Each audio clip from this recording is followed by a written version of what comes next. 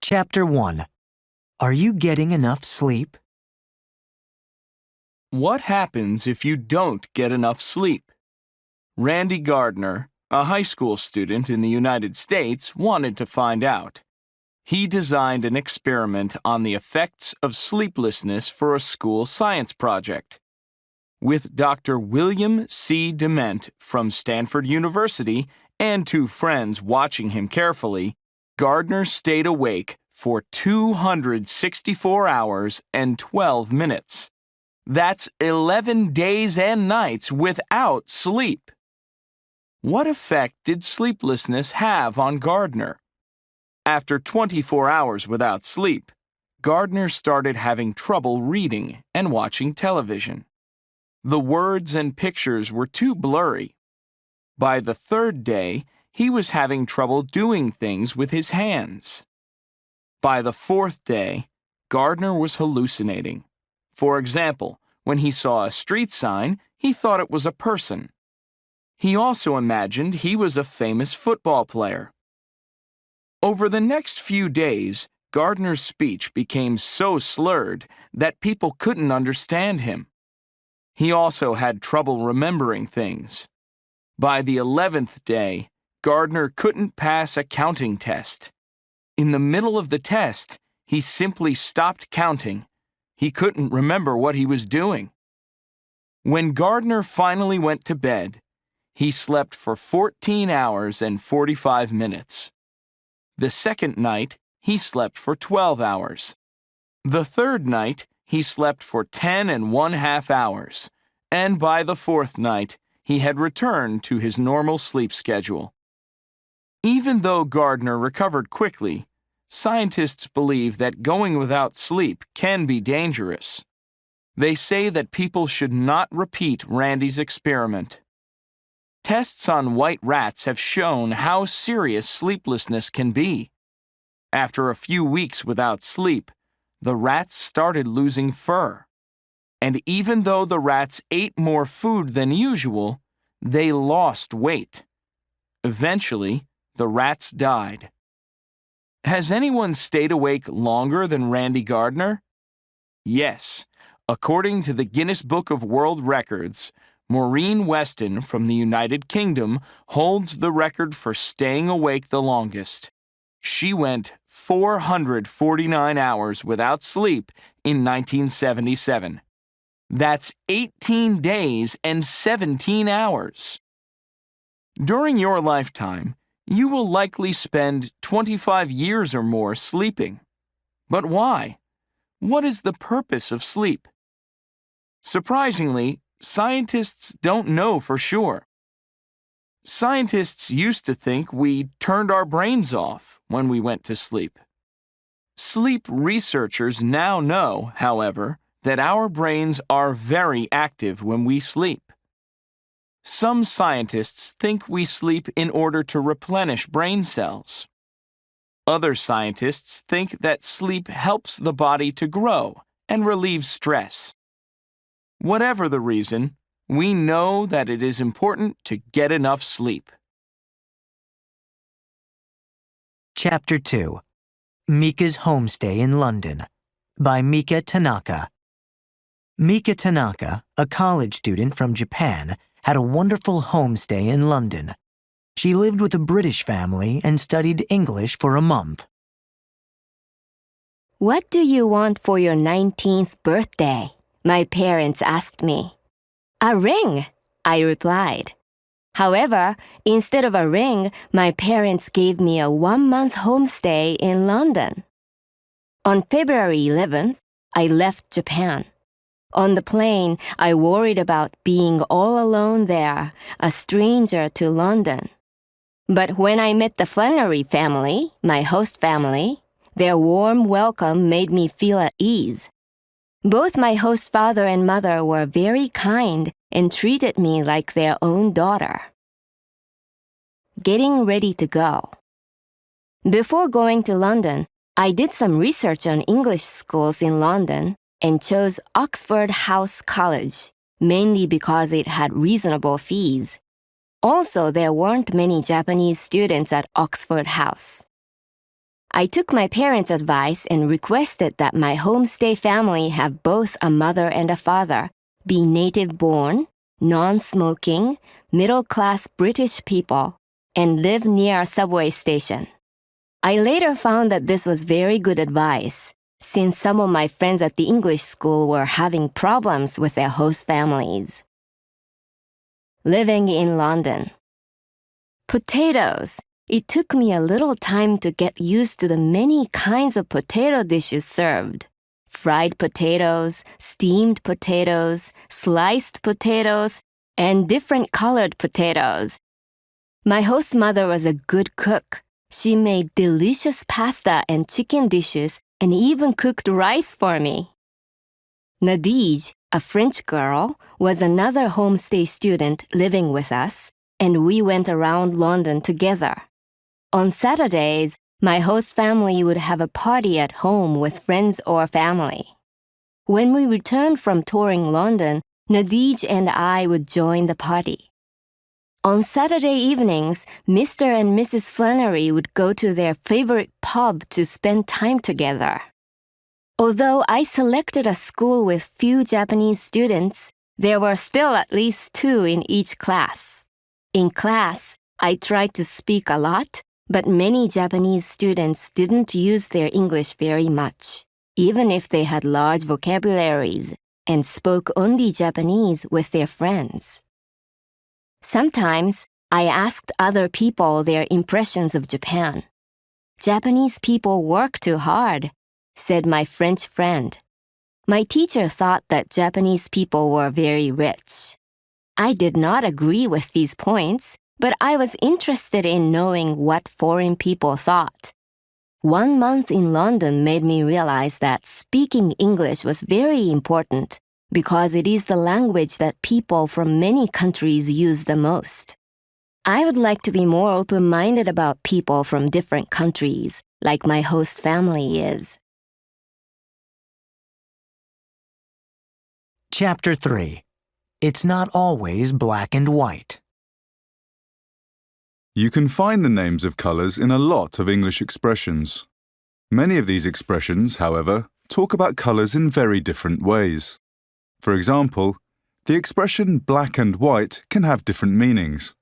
If something is black and white, it means it is clear, easy to understand. However, some people see everything in black and white, which means that they judge everything they see as either good or bad. Some people have to see something in black and white to know that it is true. This black and white talks about seeing something printed, as in a newspaper. If something is printed in a newspaper, it must be true, right? The color red is often used to talk about things that are hot or exciting. You can listen to red-hot jazz music or eat red-hot chili peppers. If you roll out the red carpet for someone, you are giving them a big welcome. On TV, you may see stars walking on the red carpet at the opening night of a Hollywood movie or at the Academy Awards. After a big night like this, the stars often paint the town red, which means that they celebrate and have fun, going to parties or nightclubs all over town. However, red isn't always fun. If you do something embarrassing, like spill coffee on your teacher's desk, perhaps your face is beet red. Your teacher's face might be red with anger too. Or if you see a person doing something bad on purpose, like taking someone's wallet, you can say that you caught the person red-handed. Whether it's good or bad, red usually means something interesting is happening. Blue is different. When people are blue or have got the blues, it means they feel sad. They might listen to blues music, which usually tells sad stories. Blue isn't always a sad color, though. If something good happens to you when you're not expecting it, like when you get a good idea, or if you run into an old friend, you can say it happened out of the blue. Green is another color that can have very different meanings. In the past, being green was almost always something negative. For example, if you ride on a boat and feel seasick, your face may look green. If someone has something nice that you really want, like a new car or an expensive watch, you may also be green with envy. Or if you are starting a new job, your boss may say you are green, which means that you don't have any experience. Now, however, green is usually good. Being green more often means doing good things for the environment. People who are good at growing plants have a green thumb. Many companies are going green, which means they are recycling more or are trying to use less energy. In fact, some companies are moving to new green buildings, which may use solar power or grow plants on their roofs. So if someone asks you how green you are, it probably means they want to know if you do good things for the environment. Learning new expressions with colours can be fun, but it's not always easy. As you can see, their meanings can sometimes be very different. Try looking for these expressions in the things you read. If you learn more about how these expressions are used, you may add a little colour to your writing, or even pass your next English test with flying colours. Chapter 4. Helping Others by Mariko Asano. Habitat for Humanity International, or Habitat, is a non-profit organization that helps people in need build houses. Since 1976, volunteers for Habitat have built more than 350,000 houses worldwide. According to Habitat, however, there are still more than 1.6 billion people in the world without decent housing. In the article below, Mariko Asano talks about her experience as a Habitat volunteer. She has traveled to the Philippines 3 times to help build houses for people who need them. I am 24 years old and I grew up in Nishinomiya, Japan. Several years ago, I went to Negros Island in the Philippines as a Habitat volunteer. This was the first of 3 trips I have taken to the Philippines as a volunteer. For me, the idea of building somebody's house abroad was very exciting. The next year, I returned to Negros Island as a Habitat volunteer. This time, I went as a student leader with 28 classmates from Kyoto University of Foreign Studies. Both the staff and the families on Negros Island became dear friends of the work team I led. Meeting these people was wonderful for each of us. Their lifestyle reminded us of the meaning and value of life. The people also helped us appreciate the more valuable things in life, such as spending time with your family, friends, and neighbors, developing close relationships, helping each other, and appreciating what you do have. These things are sometimes forgotten in an affluent country like Japan. We thought we came to the Philippines to help the Filipino people, but they helped us to see something valuable. They generously offered their food, space, and hearts in a way we were unaccustomed to. Would you give up your bed for a stranger and sleep on the uncomfortable cement floor at your own house? When I took my 3rd trip to the Philippines as a Habitat volunteer, I was assigned to a house with young people from around the world. In my group, there were Filipinos, Americans, Indians, Koreans, and Japanese. We worked together to complete a house for a family we met on the site. On the last day, all of us stood inside a room we had built in just a week, feeling a sense of fulfillment. Even now, we keep in touch across the world. Some of us are actively involved in Habitat in different countries. Habitat brings people together and helps us realize that people all over the world care about each other. Habitat sends a very important message that we can all be friends. Being involved with Habitat for Humanity has changed my life. I've learned that I can make a difference in the world. Chapter 5. Generation Z. Digital Natives. In Istanbul, Yesim Yilmaz is getting ready for class. Her mother brings her some breakfast, which Yesim eats while looking at her email on her phone. She has forgotten to read a chapter for her biology class. No problem. She opens up her laptop and downloads a chapter from her online textbook to read on the train. On Sunday afternoon, next to his apartment complex in Seoul, Minho Park is waiting for the bus. At lightning speed, he types a text message to let his friend know he's on his way. Minho is never without his phone. In fact, he's already bought a ticket on his phone for a movie he and his friends will see this afternoon. Minho laughs as he checks some funny photos his friend Jae-sung has just posted online. His bus soon arrives. Minho gets on, sits down, opens a game app on his phone, and puts his earphones in his ears. Most of the other people on the bus who are Minho's age are doing exactly the same thing. Yesim and Minho are members of Generation Z.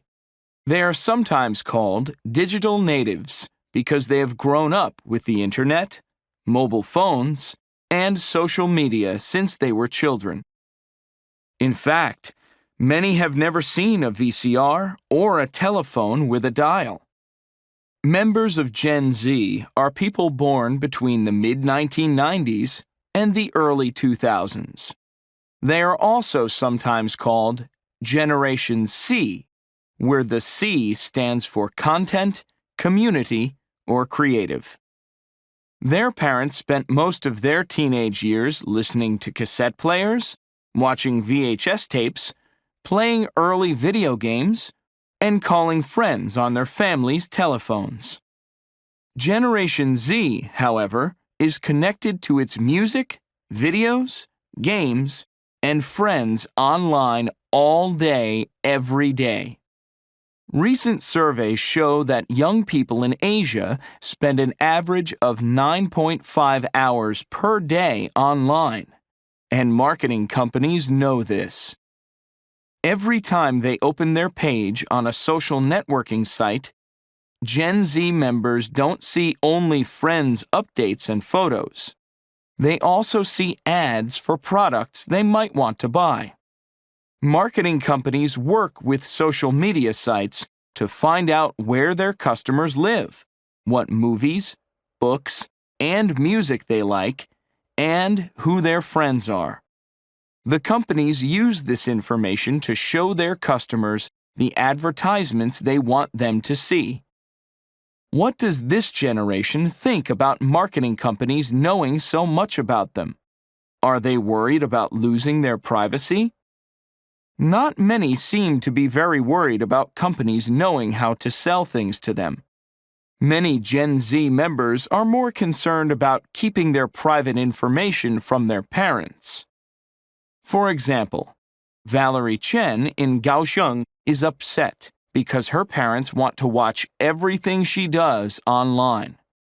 But her parents' eyes are not enough to make her stop using social media. Valerie knows how to limit what her parents can see about her on the social networking sites she uses. However, keeping information private from parents may not be the only challenge.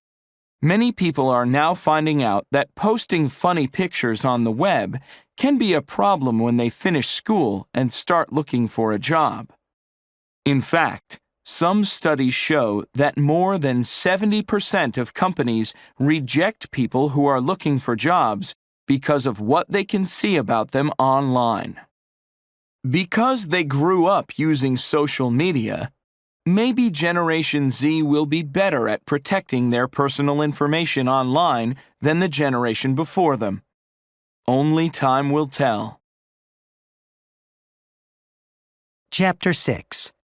How to be a successful business person. Adapted from the Wall Street Journal. Have you ever wondered why some people are successful in business and others are not? Here's a story about one successful business person.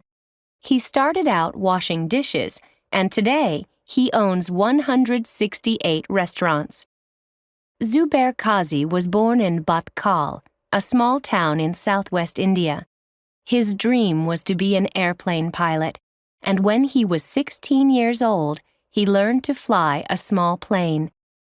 At the age of 23, and with just a little money in his pocket, Mr. Kazi moved to the United States. He hoped to get a job in the airplane industry in California. Instead, he ended up working for a company that rented cars. While Mr. Kazi was working at the car rental company, he frequently ate at a nearby KFC restaurant. To save money on food, he decided to get a job with KFC. For 2 months, he worked as a cook's assistant. His job was to clean the kitchen and help the cook. "I didn't like it," Mr. Kazi says, "but I always did the best I could." One day, Mr. Kazi's 2 co-workers failed to come to work. That day, Mr. Kazi did the work of all 3 people in the kitchen. This really impressed the owners of the restaurant. A few months later, the owners needed a manager for a new restaurant. They gave the job to Mr. Kazi. He worked hard as the manager, and soon the restaurant was making a profit.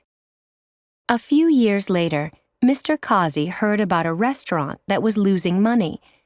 The restaurant was dirty inside, and the food was terrible, greasy, and undercooked. Mr. Kazi borrowed money from a bank and bought the restaurant. For the first 6 months, Mr. Kazi worked in the restaurant from 8 a.m. to 10 p.m., 7 days a week. He and his wife cleaned up the restaurant, remodeled the front of the building, and improved the cooking. They also tried hard to please the customers. If someone had to wait more than 10 minutes for their food, Mrs. Kazi gave them a free soda. Before long, the restaurant was making a profit. A year later, Mr. Kazi sold his restaurant for a profit. With the money he earned, he bought 3 more restaurants that were losing money.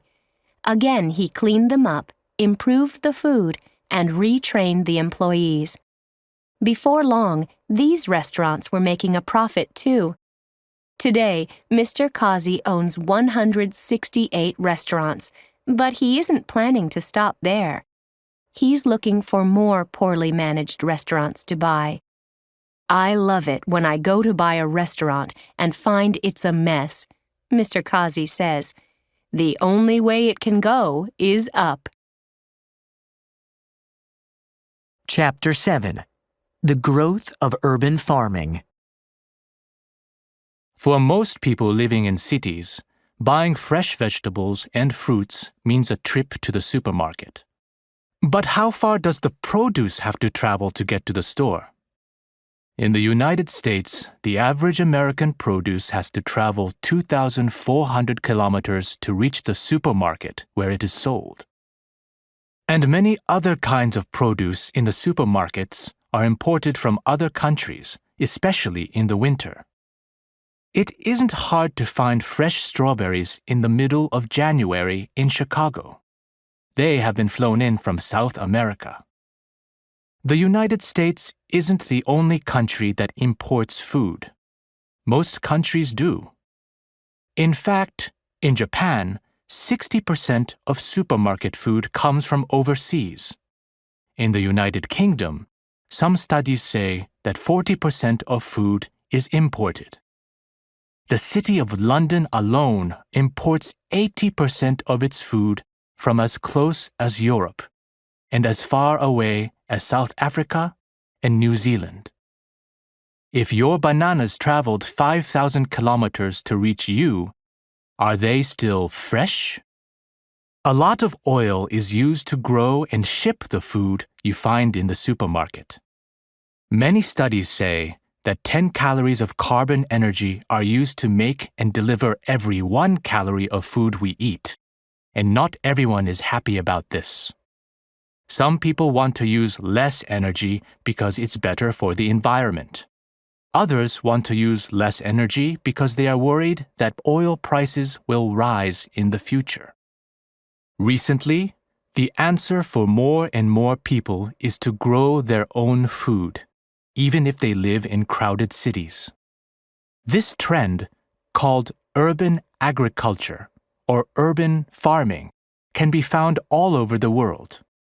In Tokyo, Japan, for example, the recruitment company Pasona has been growing food inside its office building for several years. They started with a rice paddy inside their building. Recently, they moved their urban farm called Pasona O2 to a new building, where they are growing not only rice, but 200 other kinds of plants, including many vegetables. In other parts of Tokyo, some restaurants are growing food in roof gardens, or even on the outside walls of their buildings.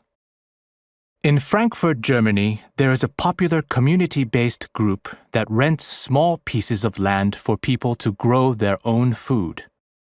Office workers can now become farmers by coming to take care of their plants once or twice a week and enjoy eating their own fresh produce as well.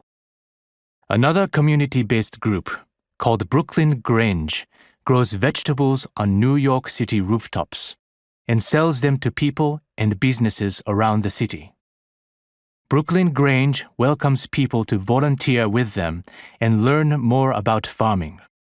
In addition to learning some useful skills, they say volunteering is a good way for people to get to know other people in their neighborhoods.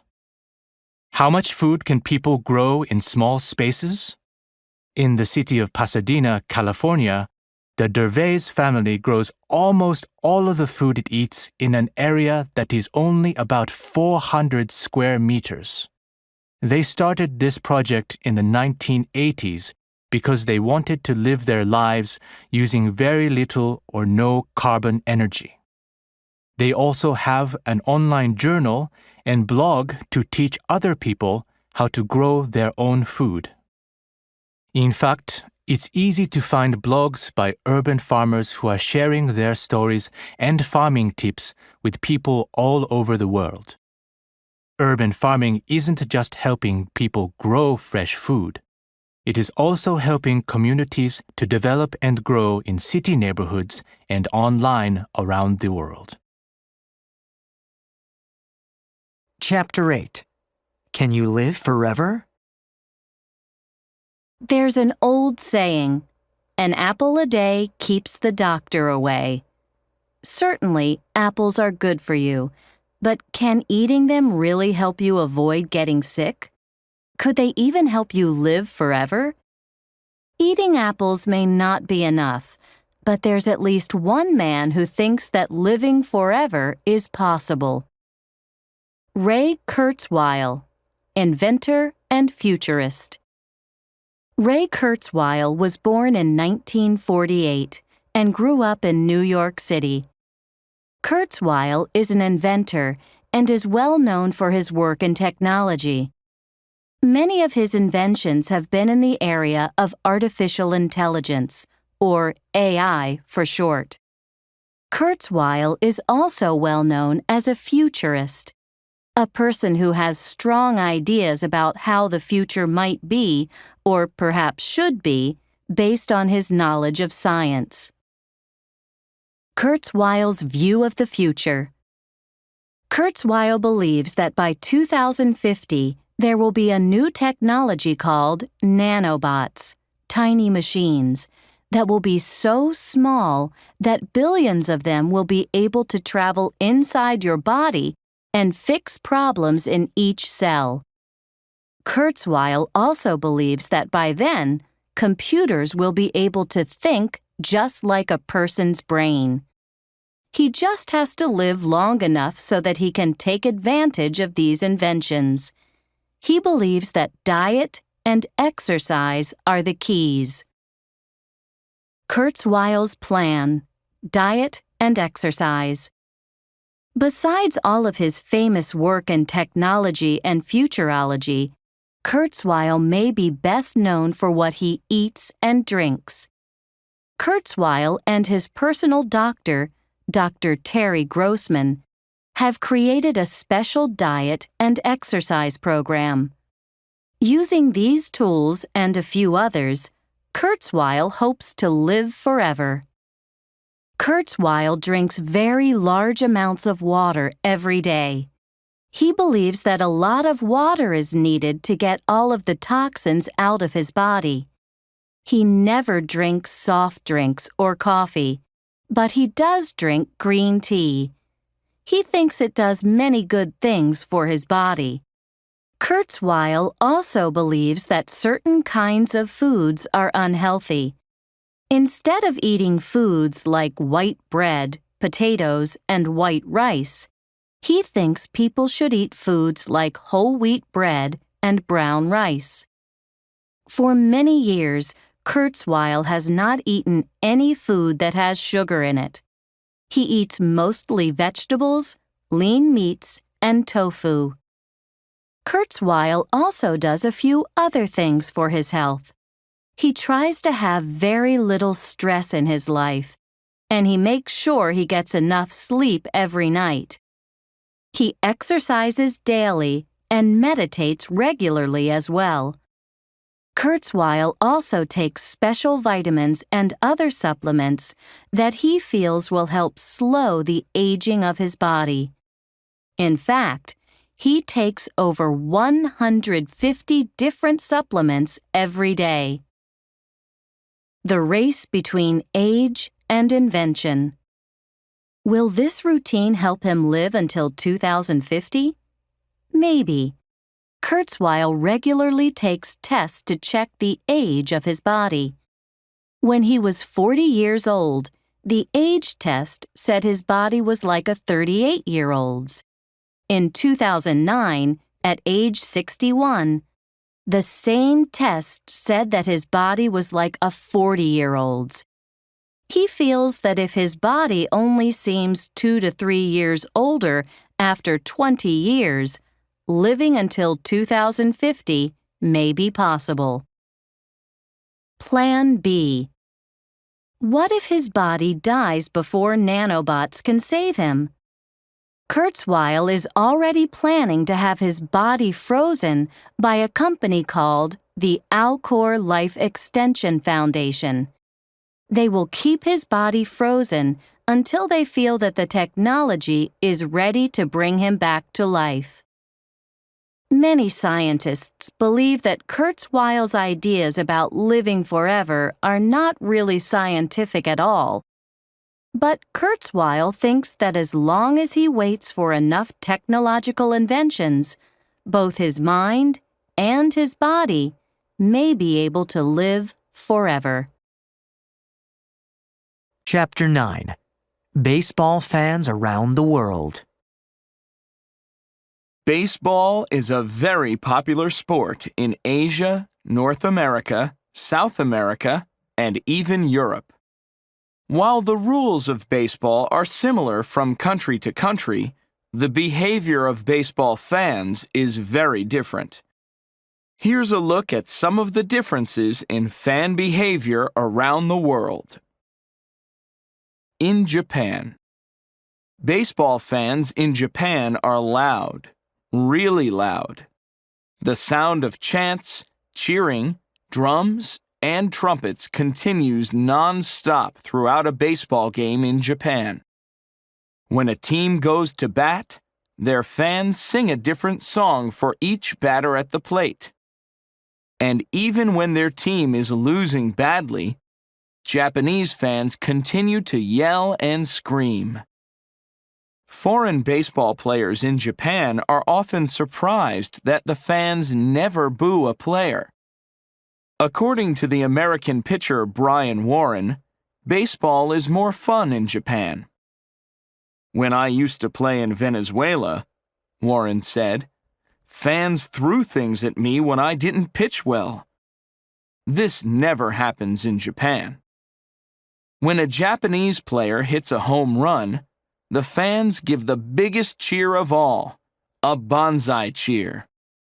That's when the fans yell with both of their arms above their heads. In Korea. Baseball fans in Korea are just as loud as the fans in Japan. In Korea, Many fans use thundersticks to cheer their team on. Thundersticks are long plastic tubes that are sold in pairs.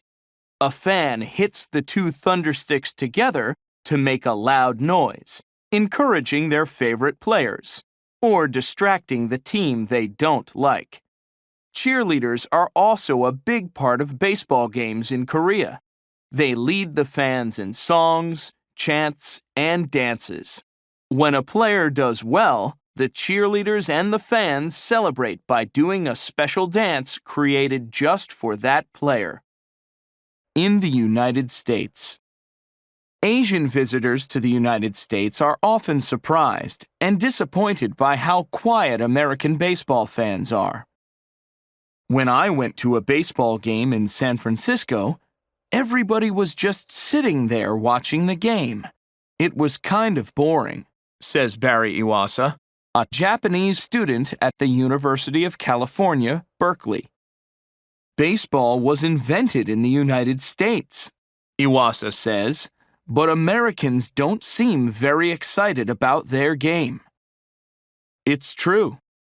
Baseball fans in the United States are some of the quietest in the world. It's common to see baseball fans eating hot dogs and popcorn and chatting with friends. When I go to a baseball game, says Ginger Hansen from San Francisco, I want to have fun with friends and catch up on their lives.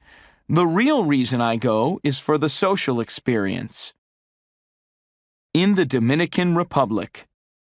Like the fans in Japan, the fans in the Dominican Republic cheer loudly throughout the game. They also sing and dance. Since music and dancing are an important part of Dominican culture, you might even find a merengue band moving through the stands at a baseball game. Despite the music and dancing, many Dominican fans are very serious about baseball. Carol Parmenter, an American living in the Dominican Republic, says, "At Dominican games, you see groups of men drinking small cups of sweet coffee, carefully analyzing every pitch, every hit, every play. American fans don't usually follow the game that closely." Chapter 10. Mobile phones. Hang up or keep talking. More than 2 billion people use mobile phones today. In many places, it is more common to use a mobile phone or cell phone than a landline. Mobile phones are especially popular with young people. They find that the phones are more than a means of communication. Having a mobile phone shows that they are cool and connected. The explosion in mobile phone use around the world has some health professionals worried. Some doctors are concerned that in the future, people may suffer health problems from using mobile phones. Even now, there are people who claim that their mobile phones are making them sick. In one case, a young salesman had to stop working because of serious memory loss. He couldn't remember even simple things. He would often forget the name of his own child. The man used to talk on his mobile phone for 6 hours a day, every day of his working week, for a couple of years. His family doctor blamed his mobile phone use, but his employer's doctor disagreed. Of course, mobile phone companies are worried about the negative publicity of such stories. They say that there is no proof that mobile phones are bad for your health. While there still isn't any proof that mobile phones are bad for your health, neither is there any proof that mobile phones aren't bad for your health. Research has shown that using mobile phones affects brain activity, but it isn't clear why or what effect it might have over the long term. What is it that makes mobile phones potentially harmful? The answer is radiation.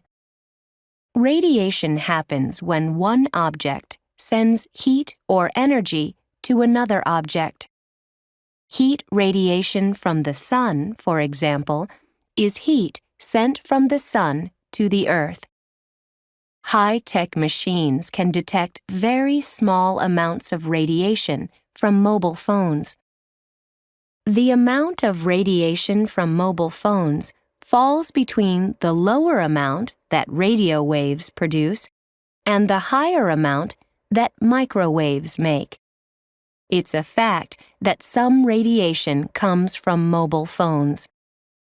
While mobile phone companies agree with this fact, they say the amount is too small to worry about. Some scientists, however, disagree. They say we still don't know if small amounts of radiation over a long period of time can cause health problems. As the debate about the safety of mobile phones continues, you might want to take some advice from scientists. Use your mobile phone only when you really need to. Keep your telephone calls short. Turn your phone off when you aren't using it. When you do use it for long calls, try using earbuds instead of holding the phone to your ear. In the future, mobile phones may have a warning label that says they are bad for your health. So for now, be careful. Chapter 11. Vanessa Mai, a 21st century musician. Vanessa Mai was born in Singapore in 1978. Her mother was Chinese and her father was from Thailand. At the age of 4, Vanessa Mai moved to London, England, with her mother and stepfather. As a young child, Vanessa Mai was already a talented musician. She took her first piano lesson when she was 3 years old and her first violin lesson when she was 5. Developing skills. Vanessa Mai studied music at the Central Conservatory of China in Beijing. She was the youngest student the conservatory had ever accepted. She also took lessons at the famous Royal College of Music in London. The director of the college described Vanessa Mai as a true child prodigy, like Mozart and Mendelssohn. When Vanessa Mai was just 8 years old, she had to make a big decision. She was equally gifted at both the violin and the piano, but she had to concentrate on just one instrument. Although she had just won a prize at a famous piano competition, Vanessa Mai chose the violin. At the age of 9, Vanessa Mai went to Germany to take violin classes for advanced students. The best students were usually chosen to be a part of the recitals just once or twice. Vanessa Mai was chosen 4 times. These were her first performances in front of an audience. By the time she was 10 years old, Vanessa Mai had studied the violin at some of the best schools in the world. She made her first professional appearance in 1988 with the Schleswig-Holstein Music Festival in Germany. Vanessa Mai often played Mozart concertos. A concerto is a piece of music written for one or more solo instruments accompanied by an orchestra. Accomplishments. By the time she was 12, Vanessa Mai had played with orchestras all over the world as a soloist. She had also released 3 classical recordings. Soon, however, Vanessa Mai wanted to try playing other kinds of music as well. Although she loved classical music, Vanessa Mai wanted to experiment with other kinds of music. At 14, she began to combine the traditional sound of her acoustic violin with the sounds made from her new electric violin. She called this music techno-acoustic fusion. Vanessa Mai loved the music that the 2 types of violins made together. Her first album with techno-acoustic fusion music was called The Violin Player. It was instantly successful and sold in over 20 countries. It was even a hit on the best-selling music charts. No longer just a classical musician, Vanessa Mai was asked to perform at international rock concerts. At a concert in Switzerland, the audience of 50,000 people gave her a 20-minute ovation. The crowd did not want her to stop playing. Vanessa Mai has sometimes been criticized for not just playing classical music.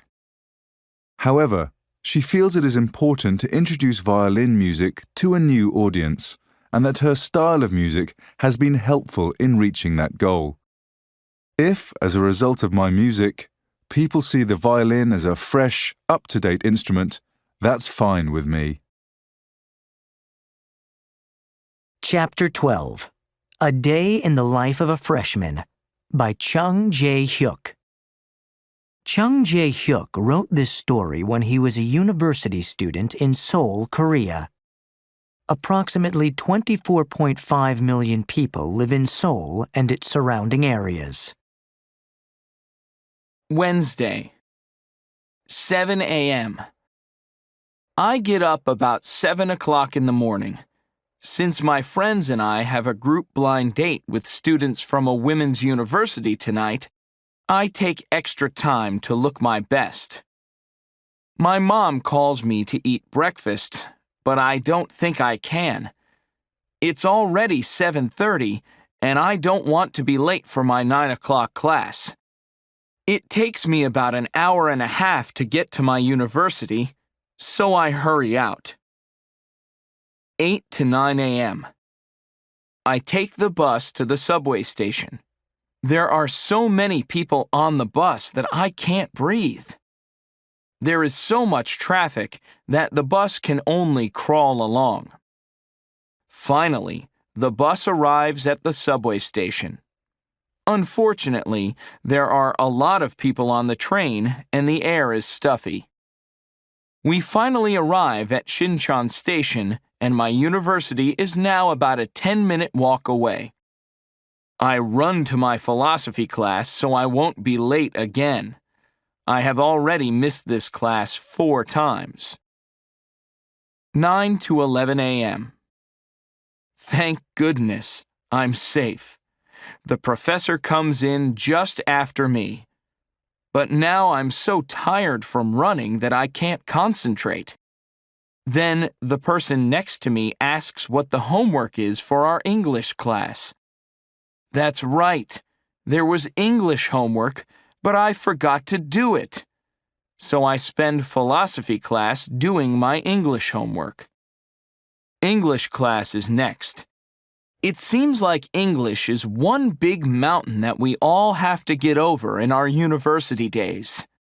If we want to get a decent job, we have to be really good in English. 11 a.m. to 2 p.m. After 2 classes, it's now 11 o'clock, and I decide to go to my club room.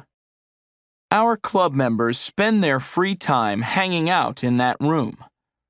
I chit-chat with my friends for a while, and then go to one of our school cafeterias for lunch. 2 to 5:30 p.m. Now it's 2 o'clock, and I have one more class at 3 o'clock. My friends and I decide not to go to our 3 o'clock class. I shouldn't do this, but we don't want to hurry to the women's university after class. Instead, we go to play some billiards until it's time to go. 5:30 to 10:30 p.m. It's 5:30 in a coffee shop in front of the university. All 4 of us are excited and wondering what the girls will be like. About 10 minutes later, 4 girls come in. Then the awkward time begins. We ask some questions, and so do they. I find my dream girl sitting in the corner, but I don't have the guts to speak to her. After 20 minutes, it's time to choose our partners. We decide, at the count of 3, to point at the partner we would like to have. If a boy and a girl are pointing at each other, they become partners. 1, 2, 3. My dream girl is also pointing at me. I spend the evening with my partner having a wonderful time. Right before we part, I ask for her phone number. If she gives me her number, that means she also likes me. And she does. I get home about 10:30. I'm very tired, but really happy, hoping that things go well with her. Chapter 13. Love at First Sight. It was love at first sight. It's always exciting to hear those words. But do people really believe in love at first sight? We asked 40 Americans this question, 18 men and 22 women. 13 people, 32%, said they believed in love at first sight. 27 people, 68%, said they didn't. Next, we wanted to find out who believed in love at first sight and who didn't.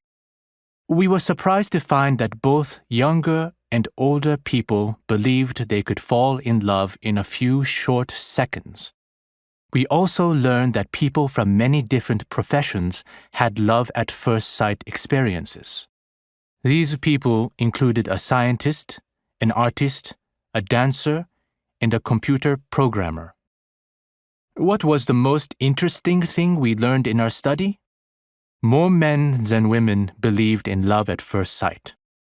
44% of the men believed in this kind of love, while only 27% of the women did. Here's what some of the men and women in our survey said about love at first sight. Name, John. Occupation, artist. Age, 30. Yes, I believe in love at first sight. It happened to me. I was at a party several years ago when I saw Louisa. I knew she was the one for me when her eyes flashed back at me. It was like they looked into my heart, read my life story, and said, "I like what I see and I want to be with you." That night at the party, I went over to Louisa and asked her to dance. She said, "Of course, I was waiting for you to ask." That was 3 years ago, and we're still together. Name, Mark. Occupation, salesperson. Age, 35. I didn't used to believe in love at first sight, but now I do. About 4 years ago, I was giving a sales presentation when this amazing woman walked into the room. We made eye contact, and my heart started beating faster. After my presentation, I introduced myself, and she and I went out for dinner the next night. We talked, and by the end of the evening, I was truly in love with her. That feeling of love at first sight was like nothing else. In just a few seconds, I was filled with intense energy and passion. Anne and I got married a year later. Name, Emily. Occupation, college student. Age, 23. No, I don't believe in love at first sight. Love comes later in a relationship. When I met my boyfriend, I felt something tingly. I guess you could call it puppy love, but it wasn't true love. It took about a year for true love to develop between us. Name, Carol. Occupation, writer. Age, 37. Do I believe in love at first sight? No, not really. Love is based on trust and shared experiences and values. Love takes time to develop. You fall in love slowly by talking to a special person, writing him love letters, fighting, making up. The key to love is staying excited about the other person, month after month, year after year. Name, Sarah. Occupation, high school senior. Age, 18. I don't think love at first sight happens very often. but of course it happens sometimes. It makes me happy to think that it might happen to me. If I didn't believe love at first sight was possible, it would be really depressing. Chapter 14. Great Places to Visit. Each month, National Geographic magazine asks an editor from one of its international editions to answer the question, what are the best places to visit in your area of the world? Young Shu Lee, the editor of National Geographic Taiwan, thinks the sites below are some of the best places to visit. Would you like to visit these places? Shulin Night Market. This market is the center of Taiwanese nightlife on the north side of Taipei. It's very different from the morning markets where people shop for food to cook at home. At the Shulin Night Market, people show up to have a snack or drink, buy a few things, and just hang around. Life really begins around 6 p.m. and can go on until 3 in the morning. On weekends, the market is open even later. Taroko Gorge. The word Taroko means beautiful in the language of the Atayal people, and that's exactly what the Taroko Gorge is. Visitors can take a train or a 30-minute flight from Taipei to visit this natural wonder. A 12-mile, 19-kilometer bus tour takes passengers through the gorge, making stops for riders to walk through man-made tunnels or enjoy the scenic views. Lan Yu, Orchid Island. This small island, about 40 miles, 60 kilometers, southeast of Taiwan, is home to the native Yami people. It is one of the few places in Taiwan where the traditions of native people are still well preserved. Tourists can stay in island hotels or arrange to stay in a Yami family's home. Lan Yu is also home to many species found nowhere else in the world. Its beautiful coral reefs are also great for scuba diving. Taipei 101. Taiwan is not just a traditional place, it's very modern too. In 2004, work was completed on Taipei 101, now the second tallest building in the world. This massive skyscraper was the first building ever built over half a kilometer tall. It is 509 meters. Taipei 101 is also a symbol of Chinese culture, and its design features Chinese plants and pagodas. Even though Taiwan sometimes experiences earthquakes, Taipei 101 is safe because of the way it was built. Taipei 101 houses offices and shops, and even has parking for cars. It is an impressive and exciting sight.